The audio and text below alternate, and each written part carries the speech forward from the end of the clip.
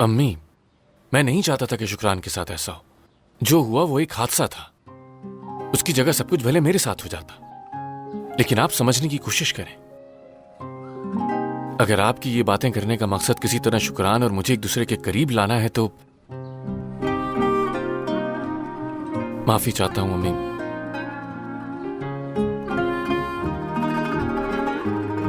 लेकिन मैं खुद एक कश्मकश का शिकार हूं।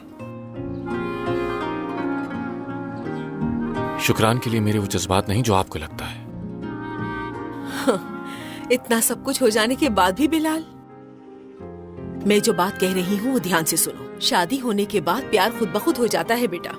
तुम्हारे अब्बू ने मुझे सिर्फ एक दफा देखा था, एक दफा, लेकिन देखो क्या हुआ। शादी के बाद हमें एक दूसरे से मोहब्बत हो गई और फिर हमने तस्लीम कर लिया कि हमारी किस्मत में यही था।